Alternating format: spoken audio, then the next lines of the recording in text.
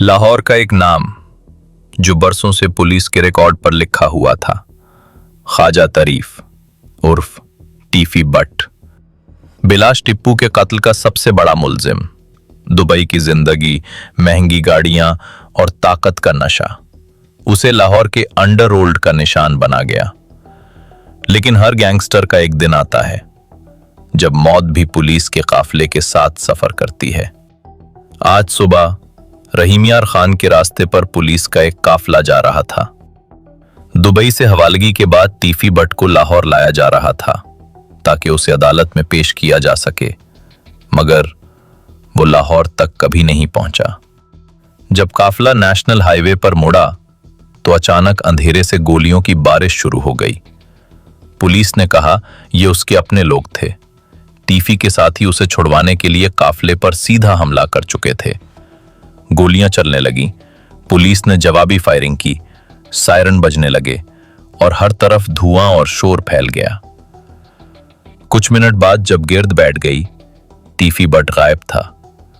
उसके दोस्त उसे ले जाने में कामयाब हो चुके थे। इसके बाद पूरे इलाके में बड़ा सर्च ऑपरेशन शुरू कर दिया गया। चेक पोस्टें बंद, रास्ते नाकाबंदी और हर वायरलेस पर एक ही आवाज, टीफी बट को ढूंढो। 2 घंटे बाद पुलिस को एक छोटे से गांव के करीब 2 मशकूक गाड़ियां दिखाई दी। पुलिस जैसे ही करीब पहुंची, अचानक दोबारा फायरिंग शुरू हो गई। दोनों तरफ से गोलियां चलने लगीं। ये मुकाबला तकरीबन 25 मिनट तक जारी रहा। धुआं, चीखें और अंधेरे में सिर्फ फ्लैश लाइट्स की चमक। फिर फायरिंग अचानक बंद हो गई। पुलिस एहतियात से आगे बढ़ी। गाड़ी के अंदर एक जख्मी शख्स पड़ा था।